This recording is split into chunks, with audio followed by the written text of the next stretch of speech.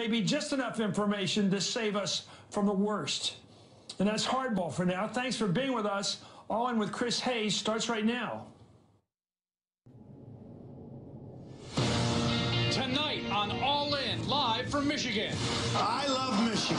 One of the 3 states that put Trump over the top prepares itself for November 6th as the White House under siege battles the Woodward book. Some of the things Trump did and does jeopardize the real national security. The anonymous insider op-ed. Should all top officials take a lie detector test, and would you agree to take one? I would agree to take it in a heartbeat. Not to mention the 2018 Obama campaign. This is not normal. When All in America, 57 days out, begins right now.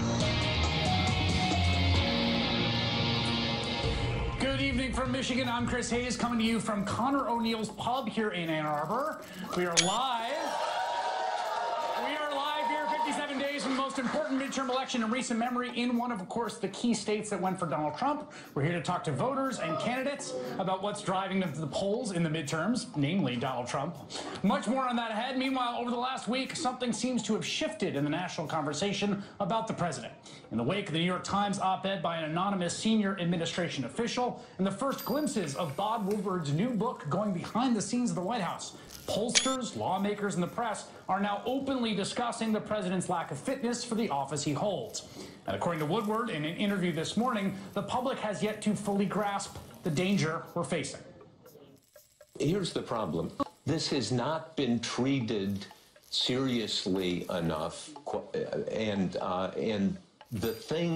some of the things Trump when I found you did and does jeopardize the real my national DNA, security. This country does some things in the intelligence world which are so important to protect the country.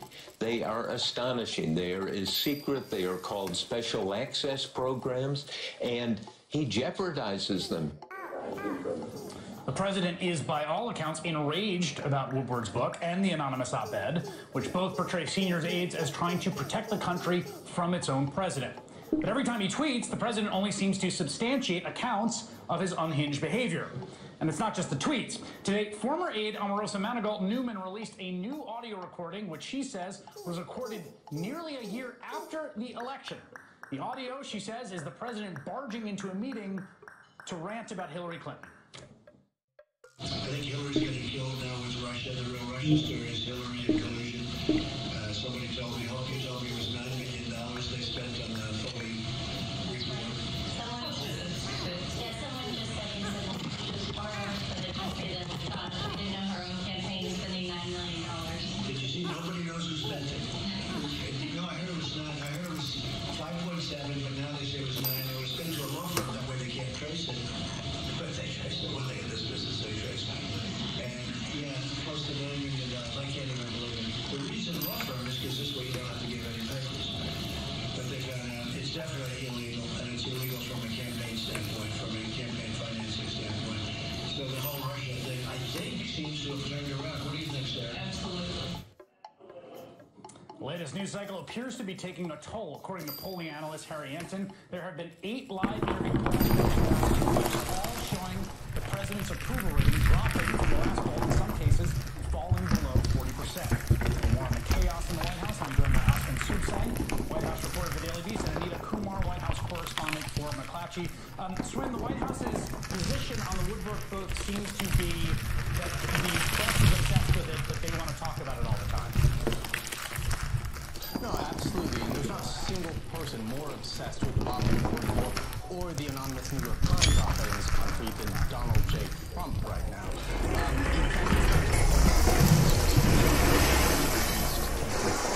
That the President of the United States has been privately fuming about his former senior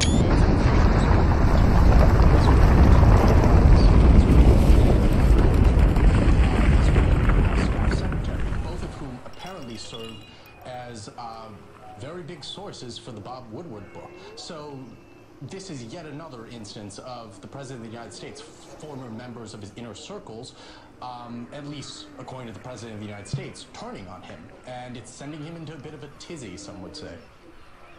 Anita, there was some reporting today that the staff inside the White House was working hard to focus the president's attention on the hurricane currently bearing down for the Carolina coast amidst what has been characterized as a kind of grave obsession with the Woodward book and the op-ed. Yes, I mean, the White House staff is really in a balancing act here. They want to and they need to, because he's the president of the United States, kind of say, okay, we understand you're upset about this. You want to know who wrote the op-ed. You want to know more about the Woodward book. But at the same time, they kind of want to move it so that things are moving forward, talking about the hurricane, looking forward to the midterms, talking about the economy, other things. So they have to kind of appease them a little bit, but kind of move the ball forward. And that's why you haven't seen a great big announcement on an investigation. The president talked about whether there should be an investigation, and he thinks the Department of Justice should do that. But we haven't seen an announcement of that. And I hear from the White House, from inside the White House, that there's not actually a big investigation into this, just beyond the president wanting to know who wrote the op-ed. Yeah, Swin, it was pretty telling today. Sarah Huckabee Sanders giving a briefing for the first time, I think, in about 2 weeks. When she was pressed on what law was broken, allegedly, to start an investigation, she obviously couldn't name one. I mean, yeah, and this is yet another chapter in the long book and saga of how seemingly the entirety of the White House, or at the very least its powerful and influential messaging and comms operation, is wrapped around amplifying and placating the very specific grievances and public feuds of President Donald Trump, which sort of hamstrings them to the point where if the president goes off the rails and says something wildly untrue, they have to wrap their messaging operation around it and work from that scratch. And there's no other way they can really do their jobs. Anita, you know, I think anyone that's been paying very careful attention and trusts the reports that have come from the White House sort of has a sense of how the president conducts himself behind closed doors. But it's been interesting to see the tape Bob Woodward released of his phone call with the president, the tape from Omarosa. What is clear is that he is precisely the same way behind closed doors that he is on Twitter. There's no sort of secret version of him. Right. I've heard actually a lot of people observe that, you know, what we see is what we get with him. And they actually, you know, aides that are close to him, aides during the campaign and at the White House actually have said that. What you see is what you get with this president. So, right, we see him on Twitter. We see him when he talks to the press sometimes, or when he gives his rally speeches that he likes so much. That's the guy that we're seeing a glimpse of behind the scenes with Omarosa's book and her videos, with the Woodward book, and all that we're hearing. I mean, that's what people are definitely saying. And Swin, you know, there's this conventional wisdom, I think, sometimes on the president's political standing, which is that his base won't leave him no matter what, which I think ignores the fact there are marginal voters, there are persuadable folks, the margins matter. When you look at all the data, it really does appear the last few weeks have hurt his standing with the American electorate. I wonder if the White House recognizes that. Oh, they absolutely recognize it, and the place where that fear manifests itself most palpably within Trump's West Wing operation is in his political operation, which includes senior aides such as Johnny DeStefano and Bill Stepien, whose one of their main jobs is to oversee the White House operations in terms of what's going on with the 2018 midterms right now. And they know bracingly well that a big reason that the Democrats could very well take back the House, if not the Senate this year, is because of a grand antipathy towards Donald Trump, and how that is absolutely galvanizing and energizing the Democratic base in a way that it hasn't been for many years. So despite all the bluster and PR that the White House has been doing about how popular allegedly the president is and how they are not sweating the 2018 midterms, you can bet that they 100% are fearing a slaughter. In fact, the word bloodbath and massacre come up frequently when you talk to these people inside the White House. All right, Aswin Susang and Anita Komar, thank you both for your time. Thank you. For more on the Woodward book and what it means for the midterms, I'm joined by Isaac Chotiner, staff writer for Slate, and Chris Liu, former White House cabinet secretary under President Obama. And Isaac, you read and reviewed the Woodward book. It was a great review in Slate. And basically the thesis was, if you think the, quote, adults are in charge behind the scenes, we're screwed. Yeah, I mean, that's the big takeaway for me from the book. I mean, we kind of know what type of president Trump is. As you say, there's not much difference behind the scenes as there is on Twitter every day.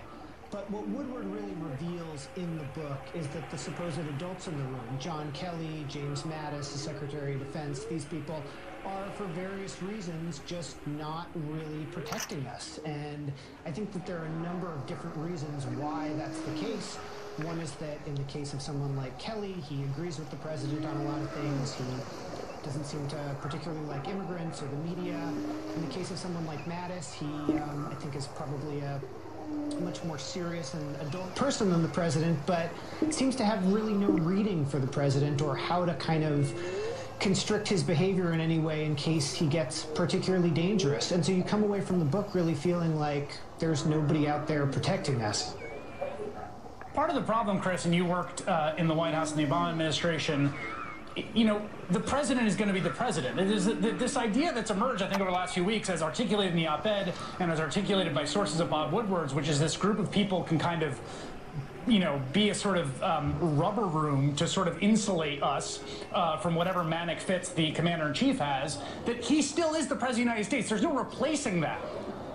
Well, that's exactly right. And, you know, Donald Trump has never been particularly good at turning the other cheek. But in this case, it would serve him well to do that, because every day he continues to tweet and harp on Bob Woodward. It becomes a distraction. It's a self-inflicted wound. He should be talking about the economy. And even when he talks about the economy, as he tried to today, he got the numbers all wrong. He tweeted earlier today that the GDP was higher than the unemployment rate for the first time in 100 years. And by some estimates, it's actually been higher 63 times, including as recently as 2006. Even Fox News did a fact check on him. And so if you want to know about the chaos within the White House, you look at the tweets, you look at the Omarosa tapes. This is a person who rambles, who jumps from topic to topic, who has a disregard for facts and the truth, who embraces conspiracy theories. And as you heard on that tape, you have senior White House staffers like Sarah Sanders who are enabling him. Isaac, a lot of people sort of waiting for the other shoe to drop in terms of crisis, in terms of some big cataclysm. And what do you say to people that say, well, look, I mean, you know, the economy's doing pretty well and things are humming along, and maybe it's a testament to the resiliency of the American system that this person could comport himself this way as recorded in these various documents, and we're still standing? Well, yes, I mean, we're definitely still standing. We haven't all gone up in a mushroom cloud or something, but some really bad things have happened. People have been separated from their children at the border. All kinds of things have happened that are just simply unacceptable. I do think, broadly speaking, that the American government kind of chugs along and that things get dealt with in some, you know, in some manner. But again, you know, you look at the response to Puerto Rico, to the hurricane there, the number of people who died. Bad things are happening. I mean, yes, the country is not just going to collapse on itself, but, you know, this is not a good situation. No, and Chris, the Puerto Rico situation, I think, is really front of mind right now. 3,000 Americans were left to die under this president's watch. There has been no sustained investigation what happened, and right now there's a Category 4 hurricane called Florence bearing down the Carolina coast that could be the worst to hit that area of the country in history. And you got to imagine now is a time for some presidential, like, attentional focus.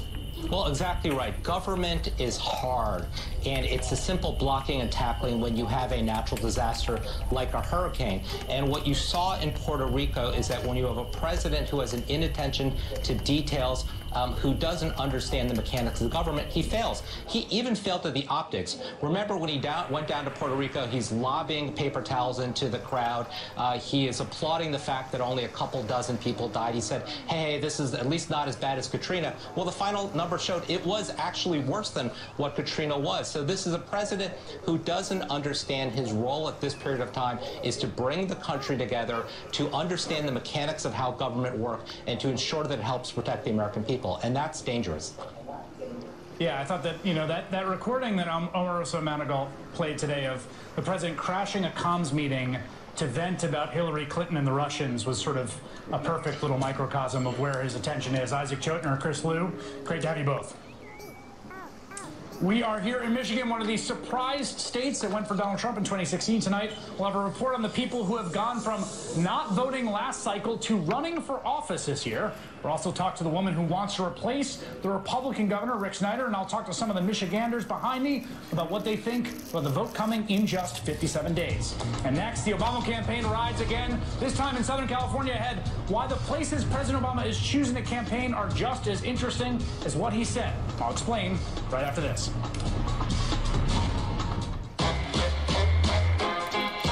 Democracy. When we are not participating, we're not paying attention, when we're not stepping up, other voices fill the void.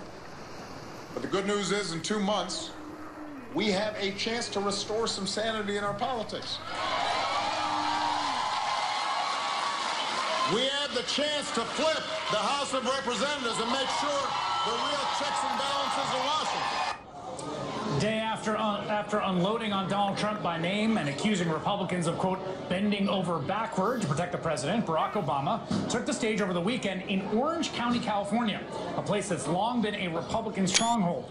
The popular ex-president used his star power to boost the campaign of Democratic hopefuls running for seats in the state's most competitive House races. At least one member of the Trump administration has had just about enough of President Obama's unusual but not unprecedented campaign push.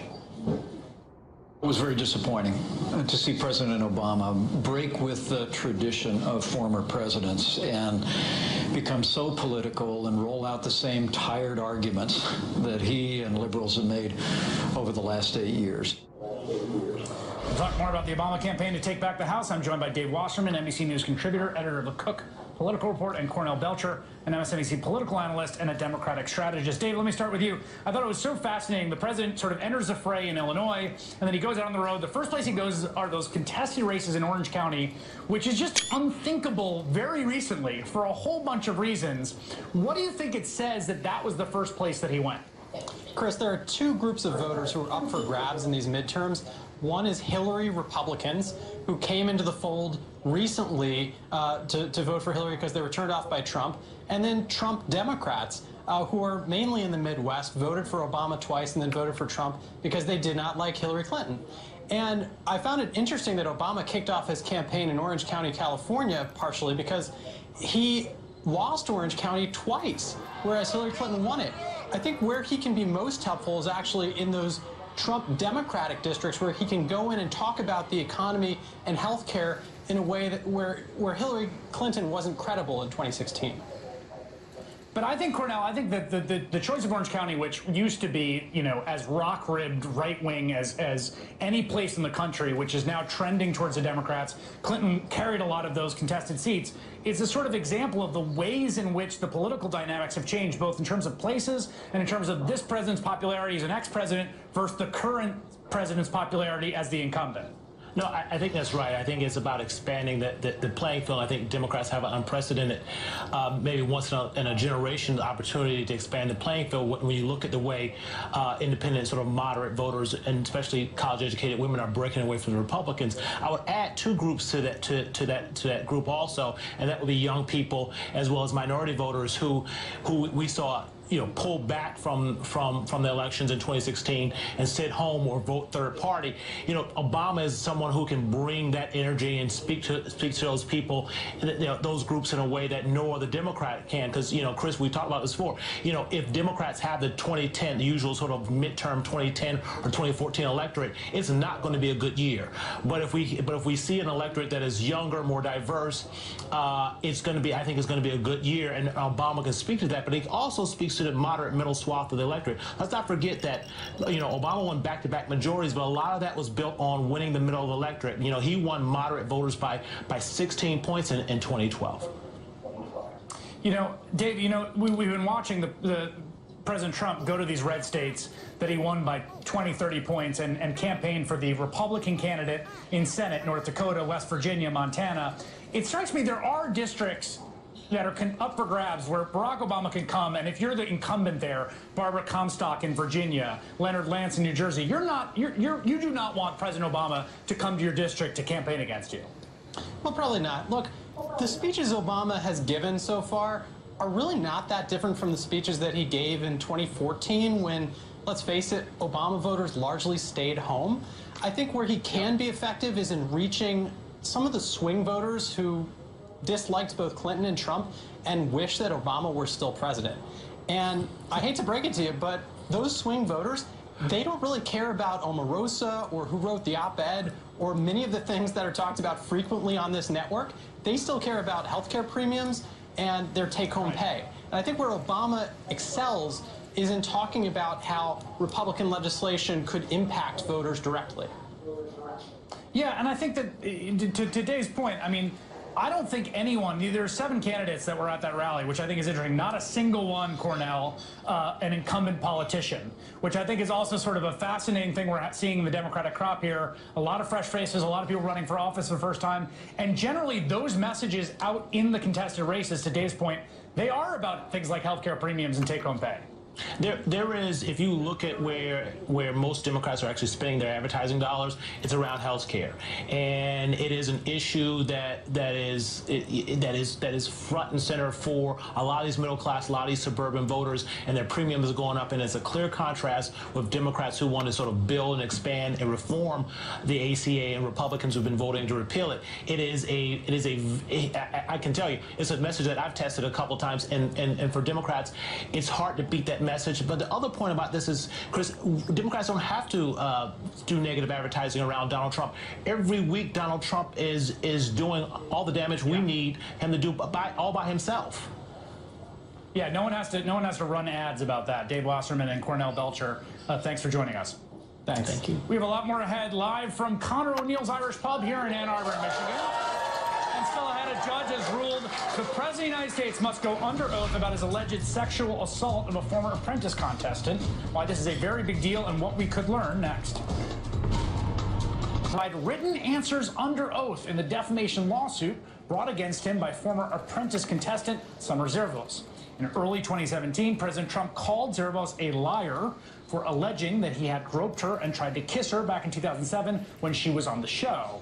And one of the most powerful men in the entertainment industry, CBS CEO Les Moonves today stepped down from that post, actually stepped down last night after a second wave of allegations against him of sexual harassment and sexual assault, reported by the New Yorker's Ronan Farrow. 12 incidents are alleged, spanning 3 decades beginning in the 1980s. NBC News has not independently confirmed the allegations. Moonves told the New Yorker, quote, "The appalling accusations in this article are untrue. What is true is that I had consensual relations with 3 of the women some 25 years ago before I came to CBS. And I've never used my position to hinder the advancement or careers of women." For more on all this, particularly as it pertains to a sitting president, let's bring in MSNBC contributor Barbara McQuaid, former U.S. Attorney for the Eastern District of Michigan, who lives here in Ann Arbor. It's good to see you.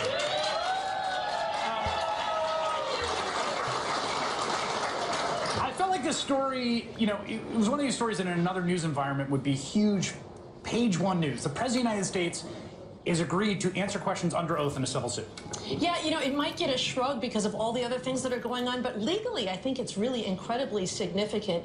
There's been all this talk about whether a sitting president can be indicted, but we've had decisions now that a sitting president can be sued in a civil case. We had the Clinton versus Jones case way back in the federal context. In the Zerfos case now, we have the ruling that a case can go forward in the civil context, and now we see the president actually answering questions. The judge has ordered him to sit for a deposition. This might be an effort, the agreement to answer the questions, to circumvent the sitting for the deposition, to be able to say, look, I've provided you with written answers, therefore you don't need my deposition, because it's a much more controlled environment when you write those written answers. Your lawyer can participate and can help you draft and edit those responses to avoid problems. Right, because the whole concern that keeps being articulated by everyone close to the president, sometimes on the record in public, is we can't let him talk because he lies whenever he talks. So you got to help us out here and let him give written answers. Yeah, it sounds like his lawyers think he's a human perjury trap. But when they're involved, they can sit with him, they can write the answers, they can make sure they're consistent with other things that have been written in the case. And that's why I think Robert Mueller would much prefer to have him live. And I'm sure ultimately the lawyers in this case would prefer to have him live, because then you can watch for tone and inflection. You can ask follow-up questions, which is so incredibly important. So I imagine they'll continue to fight for that deposition. I want to bring in also MSNBC contributor Megan Twohey, New York Times investigative reporter who's filed breakthrough investigative pieces in the Me Too movement and on the president. Megan, you've been following this case. It's also interesting here that this is a defamation case. It's not about the sort of underlying conduct, but it's about the president coming out and saying this woman's a liar. That's right. I mean, one of the things that's interesting about a defamation case is, there was she was able to file this and meet sort of within the confines of the statute of limitations. So she's filed a defamation lawsuit against the president, saying that he basically inflicted harm on her when he called her and actually other women who stepped forward with accusations of sexual misconduct against him during the presidential race liars, fabricators. And in her case, he said he had never even met her at the hotel where she alleges that this sexual misconduct took place. And so, this is a way, by filing this lawsuit, a defamation lawsuit, it keeps these underlying allegations of sexual misconduct alive. And it actually, as this sort of new decision that came out on Friday, this agreement that they're going to move forward with written answers under oath by the end of the month, demonstrates it will continue to be a major legal rat's nest for the president moving forward. Right. Well, I thought of that when I reached this passage in the Woodward book, Megan. I want you to respond to it. This is the president in the Woodward book giving advice to an unnamed friend who has been the subject of accusations of sexual harassment. He says, you got to deny, and push back on these women. If you admit anything and any culpability, then you're dead. That was a big mistake you made. You didn't come out guns blazing and just challenge them. You showed weakness. You got to be strong. You got to be aggressive. You got to push back hard. You got to deny anything that's said about you. Never admit. That's exactly what he did when your stories came out in the New York Times.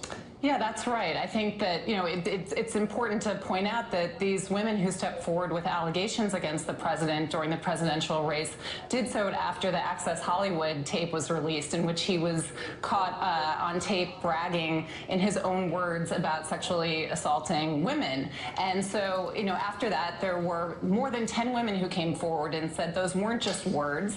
The president did that to me in various encounters stretching back decades. These women didn't know each other. There's no evidence that this was coordinated or politically motivated, but the president did just what he described in the Woodward book. He came out guns blazing. He accused all the women of being liars. He threatened to sue them. He threatened to sue reporters like me who reported on these allegations. And in an interesting turn of events, it was one of the accusers who actually turned around and said, no, I'm going to sue you for calling me a liar. Finally, on Les Moonves News Today and CBS, again, 2 rounds of allegations, incredibly damning and serious. One of the things we saw with Harvey Weinstein was, first, there were sort of employment and business consequences, right? He's fired from Miramax, then civil suits, and then criminal. He's arrested and charged criminally. Some of the things being described in Moonves are, if they indeed happen, is criminal sexual assault, fairly cleanly. What do you think his exposure now is legally, broadly speaking?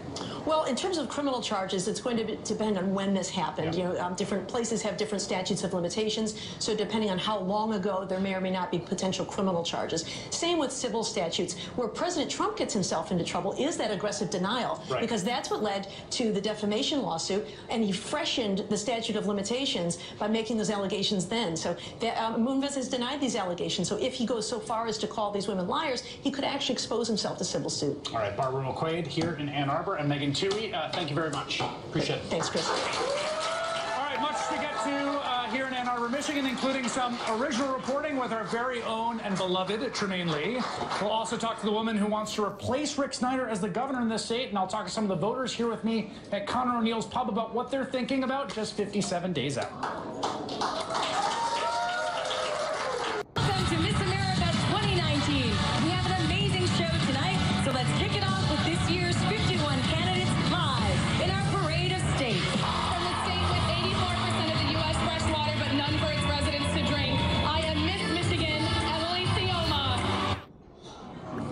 In case you missed that, that was Miss Michigan taking her moment of introduction at the Miss America pageant to call out the still ongoing water crisis in her home state. A lot of important stories happening in the Great Lakes state, which is why we're here, coming to you live from Michigan tonight and tomorrow. And on Wednesday, when I'll be hosting a special hour with filmmaker Michael Moore in Flint, his hometown. We'll talk to some of the voters who are fired up after not casting a ballot in the 2016 election. We'll also have some exclusive clips from Moore's highly anticipated new movie, Fahrenheit 11/9. How did this happen? The American dream is dead. Stop resisting. The president's and gentlemen, the last president of the United States.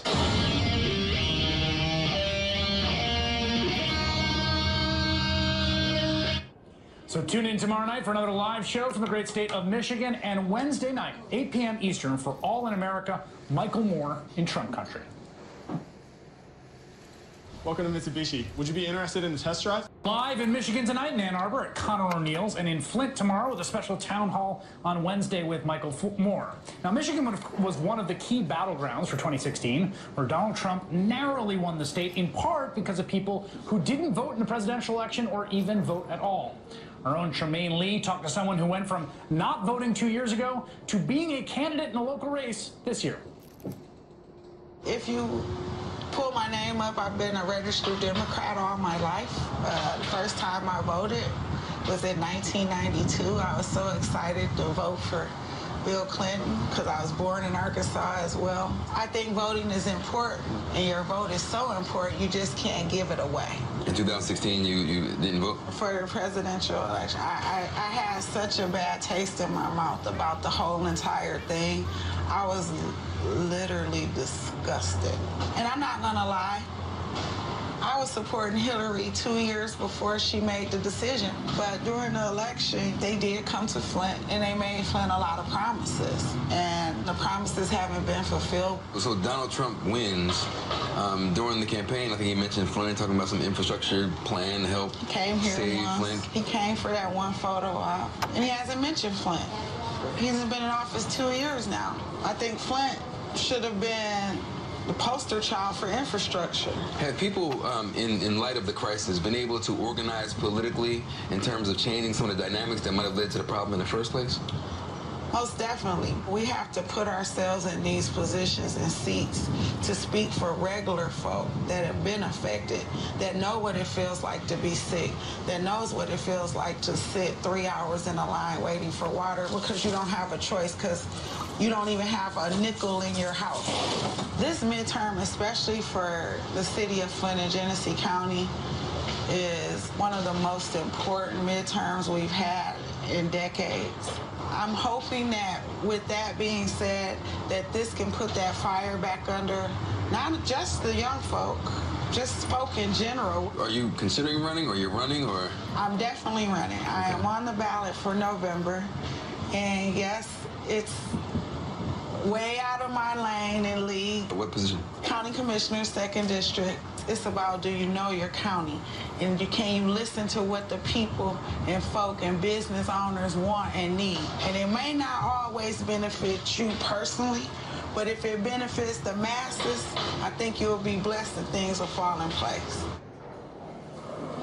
All right, we're back here with Tremaine Lee, who's been out in Michigan doing some field reporting. You know, there's so much attention on the Trump-Obama voter, on the swing voter. If you look at states like Michigan, folks that just didn't vote, who had been voting before, are as big a piece of the mathematical puzzle. That's right. Spending any time in Flint, and obviously it's a special circumstance, but I heard of one of two things consistently. One is that they cannot trust local politicians. They don't believe anything they have to say. The city was poisoned. They believe the leadership covered it up. The second was that they feel abandoned by Democrats and Republicans, especially in these tough working class cities. They feel like they've been abandoned for corporate interests, right? They put profit over people. I thought it was really interesting too what she was saying, which is that we know that there was a very sort of cynical undertaking by the Trump campaign to suppress the vote, right? I mean, essentially to send the message being like, it's all corrupt, it's all fixed. And clearly that message did work in some cases. Well, it resonates because in day-to-day life, right, people feel left out by their politicians. Particularly in that city. Especially a place where people were poisoned. And that footage was taken last week. There are still lines of cars that wrap around the block and down the highway simply for water and canned foods. And no one was there to protect them. And now she, though, is decided to run for county commissioner because she feels like she's had a kind of political awakening in the wake of that election. I hate to use the word resilience because someone told me once that resilience is not a natural state. Right. But the people of Flint are so resilient. They're organizing around the vote. And people like Gina Luster said, you know what, if we want to make a change, we have to be that change. So I want to talk to some folks here because one of the things that we've seen over the particularly the last 8 years, right, was that huge turnout in 2008, 2012, much more diminished in 2010, 2014. What's your name? My name is Chelsea Rennick. And Chelsea, you're a law student here, is that right? That's correct. How would you say your level of engagement for the midterms is, like 1 to 10? Oh, I mean, like 10 now. And has that been the case in the past, or do you feel like the last 2 years has sort of clarified for you the importance of these kinds of elections? Well, I was from like a traditionally blue state, and then so moving to Michigan to come to school. And once Trump was elected, like I decided I was coming to law school. I was working as a barista before and decided I couldn't just sit down and do nothing. I applied to law school and got in here, and now I'm really involved. Does you feel like it gave you some sort of sense of mission? Absolutely, yeah. And how about you? What's your name? Maggie Turner. All right, so Maggie, what is your 1 to 10 midterm engagement? 20. 20, right. Okay. And what does that mean? I mean, I know a lot of organizers, and one of the things they'll say is it can be really hard. Like, you call people up, you cold call them, you say, I want you to come out and do a volunteer shift. I want you to knock on some doors. And most people are like, you know, I'm busy, and we're all busy. What's your level of engagement? How have you sort of changed in the way you think about these midterm elections? Well, there's a level of urgency for these midterms, like unlike anything that I've felt over the last couple of years. We're law students, like we said, we're getting people to volunteer to help others register to vote. We're getting them to canvass. We're getting them to serve as neutral poll watchers to ensure that everyone has their rights. Have you done that stuff before? I hadn't. What has been surprising or interesting to you about starting to do that work, engage with people at that level? Just seeing the energy around these elections and seeing people react and step up to the plate, and just the community around that. Yeah, there is an interesting community here. I want to talk to you women over here. Yeah, you were saying before you wanted to talk to me. Yeah. Don't act surprised now. What's your name? Linda Maloney. Carol Harris. So how active are you right now, or how focused are you on the midterms? Well, we've both been very focused on the whole thing since Donald Trump took office. We marched in Washington, D.C. and for the Women's March. Yes, right. For the Women's March. We've been doing lots of things, writing letters and going to congressional offices and yelling at our kids to vote. And is that something you've always done, or is there a sort of particular intensity that happened post 2016? It's post 2016. So, you know, join the League of Women Voters, getting people signing votes to promote the vote that's going to be on the ballot in November. Just went to learn how to register people to vote. Learned about turbovote.org, which is a competition that colleges are doing to register kids to vote. So, yeah, just very excited to be helping, but we got to get people out to vote. This is the big question for the midterms, right? Is who shows up, which electorate. All right, thank you all. I think it's a little snapshot. Obviously, I wouldn't call this a scientifically representative sample. We'll be back with the gubernatorial candidate in the state of Michigan in just a few seconds. Sponsored by the makers of a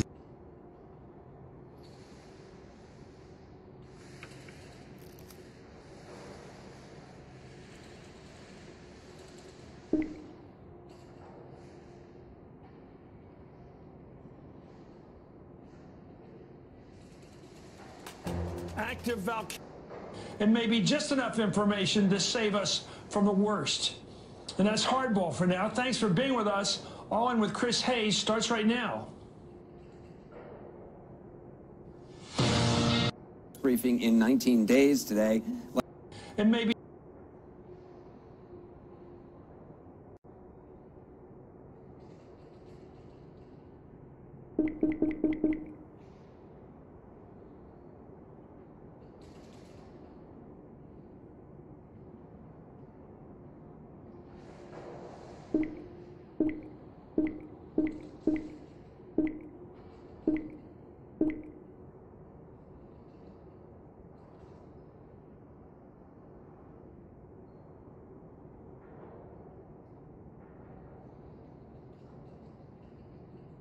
starts right now. Good evening, Rachel. Good evening, Chris. I love you in a room of real live human Americans. This is very exciting. You're at your best, my friend. They all send their best, right? Hey, you guys.